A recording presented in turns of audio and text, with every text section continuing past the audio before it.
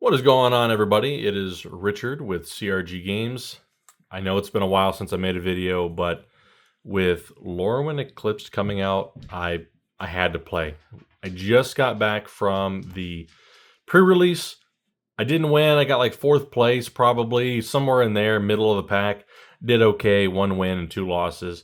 But you know what? I had a great time playing it. Giants is what I played. Did okay. I'm not a great deck builder, but I am definitely looking forward to drafting it. So I've got a couple boxes. I've got a collector booster and also a play booster to open up. We're going to open up the collector booster first, shooting for some of those serialized cards. I think there's actually only one, and then there's the fractured foils. I want to get the fractured foils because they're in the couple $100 range pre-release. It is important to note that pre-release prices typically will drop. I've done analyses on this channel before. The best time, in my experience, to pick up singles is going to be a couple of weeks after the set officially drops. So we're going to be looking at a couple of weeks into February, probably mid-February is when, if you're looking for singles, that's going to be the best time to pick it up. So let's crack this open and see what we get. Got my trusty Harbor Freight Icon knife. It's a little dirty, but you know what? It'd be that way when you use your tools. So I picked these up, I think at a pretty good price for my LGS. Looks like I paid, it says $324, but I think I paid $299. I ordered ahead of time. So it's always good to have a healthy relationship with your local LGS and support them when you can. Ours prices everything pretty fairly. These packs are a little bit different than I think they've done them in the past. There's something about the last 4 slots. I've seen some rumblings online where like one can have a foil, but the other one doesn't. I don't know, it's kind of weird. And I could be totally wrong. Let's just get into it and we'll find out for ourselves. So as usual, I always use the BCW sorting trays. They're modular. They're not sponsoring me to say this, but I have used these pretty much since I started in the selling space, selling cards, and they're fantastic. They lock together, and these go up and down, so you can hold them flat or you can hold them at an angle. We're going to hold them at an angle. So it's best to sort your cards while you're opening them. Let's get into it. Collector booster. Now I've opened a couple of these already at my LGS loose packs. Oh, that was easy. The ones that I opened before were really difficult to crack open. I don't know what they did with the seal, but it is hard to open. So what do we got? Appeal to Eridu. And we got Changeling, Wayfinder, Colorless, and Multicolor are going to go down here. So we've got reds, greens, okay. What was that, Crib Swap? Crib Swap, that came out a few years ago, I thought. We've got Celestial Reunion, Dread Tiller. This is one of the Commander cards, ECC. Then we got Dream Harvester, Endblaze Epiphany, and Champions of the Perfect. I think that is a skunk. I didn't get any of these when I played. So what I did get is the 1 mana black card that comes in with 6 neg1 counters. I end up getting that. I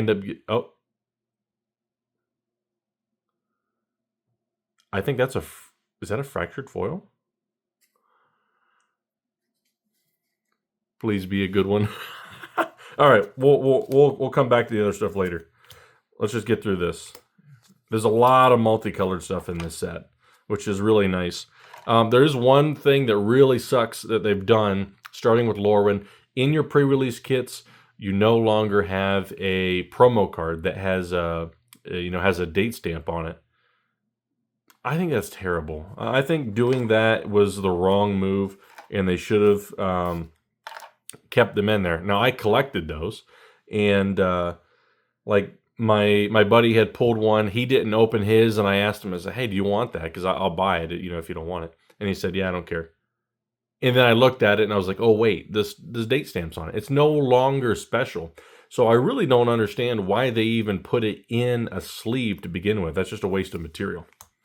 Let's move on. Off-nav Goat. We got Flitterwing Nuisance, Gloom Ripper, and Spine Rock Tyrant. And I didn't grab any sleeves. I'm gonna have to get some sleeves. We got a Fractured Foil. Wow. I'm surprised. I did not expect to get one of these. Nobody tonight. We were opening collector packs. Nobody tonight picked one. Spine Rock Tyrant. Flying and Wither. Okay. When you cast an instant or sorcery spell with a single target, you may copy it. If you do, those spells gain Wither. You may choose new targets for the copy. That could be really strong. I mean, it's been a while since we've had the Wither mechanic, so I don't know how prevalent it's going to end up being, but you know what? I'm all for it. I'm not going to sell these cards, as many may or may not know. I like to build binders, so basically I just collect one card, one of each card from the set. That way I can build a complete set. And that's honestly what my focus has been on for the last months. I haven't been playing as much as I used to. A lot of that time, if I am doing anything, is spent just building the sets. And I really enjoy it. Got a Temple Garden, and these are MDFs. Well, these aren't an MDFC, it's just a double-sided card in this case. Got Ashling Rekindled and Dream Harvest. And a Saproling token. Dream Harvest, okay. There's a green mythic in this set that has Vivid and allows you to basically exile cards, or I'm sorry, I think it's just draw cards from the top of your deck, and you can just put those onto the battlefield, permanents. That card is, I think, the first card that actually won me my first game tonight. I'm hoping I can get it because I'm terrible with names. I'm terrible with remembering names of cards. Okay, another Temple Garden. Yeah, we'll take that, I suppose. Ultimately, I need one of each. Springleaf Parade, Champion of the Kraken, Glen Elandra Guardian, and oh, what is this? Regal Force. Okay, so they brought back the special guest cards, and I actually end up getting a Dolmen Gate out of my pre-release kit, which was awesome. But in three matches, I only drew it once, which really sucked. When this creature enters, draw a card for each green creature you control. Okay, I like that. I like playing green creatures. I am a teamer boy, if you will. All right, what else we got here? Sun-Dapped Celebrant. Okay, we got multicolors. Morkant's Loyalist. I think I actually pulled one of these tonight. We got Rime Chill. Okay. Swamp. I wonder if it's possible to get a second Fractured Foil in a box. Like, if you open enough, is it possible?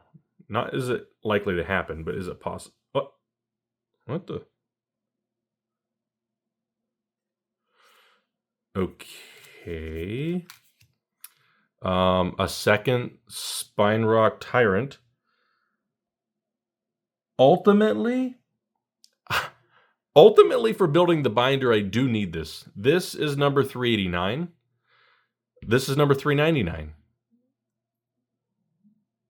Wow. That's actually kind of funny that I got two of the same. I don't even know how much it is. I'm curious if I'm going to make my money back on this box, honestly.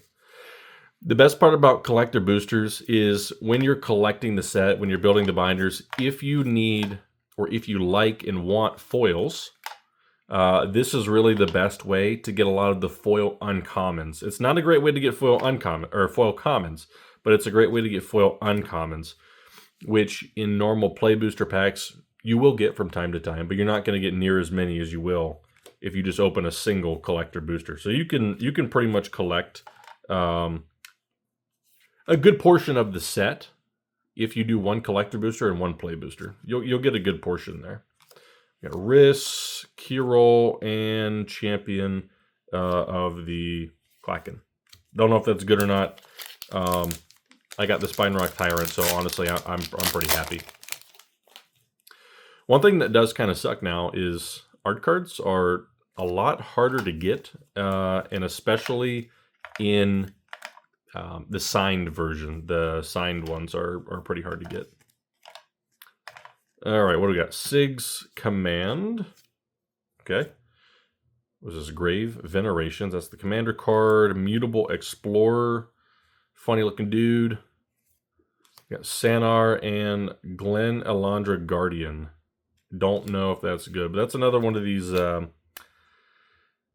I'm not exactly sure what they're calling this border. I really should look that up. It's kind of like a. It's kind of like some kind of showcase. Maybe it's showcase. Did I get any other ones? I didn't even pay attention, honestly. Let's see. Regal Force. 2 Temple Gardens. Oh, no, I guess not. Those are the only 3 so far. We've got 5 packs left. And so far, it feels like a decent box. I'm actually surprised that I haven't gotten as many Shocklands yet. It seemed like some of the guys tonight, even in their play boosters, were getting a lot of Shocklands. Which, I have all the Shocklands. I think most people at this point do. Springleaf Drum, I like that card. That's, I think Springleaf Drum is originally from Journey into Nyx, if I remember right. Which is a great set. I love that block. Curious Colossus. Oh, that's the one that turns all the other person's stuff into cowards, 1/1s. That is an awesome card. I love it. Abundant Countryside. What does this do? Okay, add a colorless. Add 1 mana of any color spent only to cast a creature spell. Okay, it's pretty good. Tap to create a 1/1 color shapeshifter creature token with Changeling.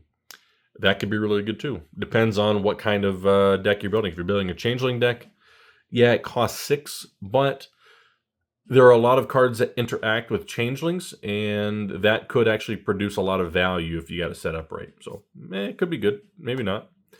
Hexing Squelcher. This is the one. This is a great, great card.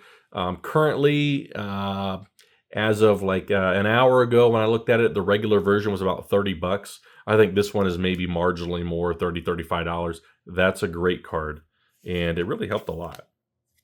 Ashling Rekindled. Got a full art boy there. Another Spine Rock Tyrant, so that's 3. That's almost 1 in each version, and then the Hexing Squelcher, great pickup. That's gonna be about $30 or so. That is an awesome art card. What is this? Chronicle of Victory. Oh, yeah. So I played against a guy that played this card, and he played elves. Ah, man, it cost 6, I believe, but Chronicle of Victory, that thing did some work. It made it very difficult for me because it pumps up all your creatures, gives them, I think, first strike and +2/+2. And then when you play a creature that you pick, you get to draw a card. It's got a lot of value. It's a great card, I think.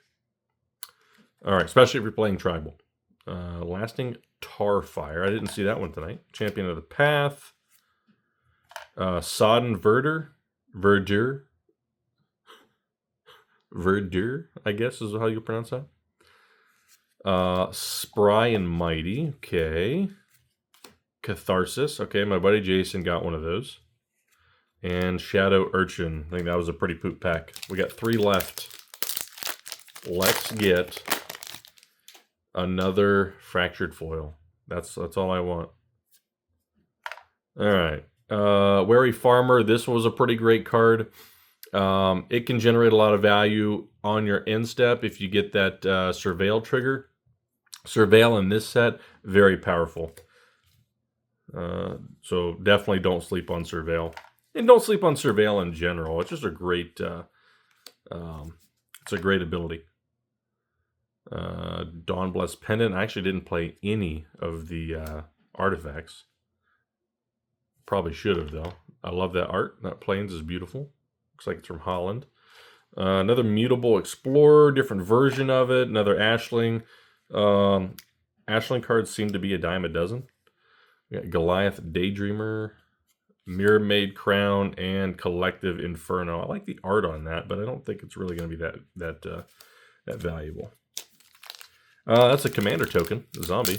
I don't think there's actually any zombies in the main set. All right, what do we got? Feed the Flames. Okay, Stalactite Dagger, Unexpected Assistance. Shine Striker. Okay. Thoughtweft Lieutenant, Bold Weir Aggressor. These cards actually seem to be pretty good quality, and the foiling is really nice too. I wonder, let's see where these are made. Japan, that's why. The pre-release kits that we had tonight, they were US cards. They appear a lot darker. The ink is a lot darker in them, and they have a different texture. The cardstock just has a different texture in those. Definitely, I prefer the Japanese cards. I think a lot of folks would agree with that as well. We got Lamentation, Winnowing, Sig, and Adept Water Shaper. I like that. Oh, I like that treatment. That is a beautiful treatment.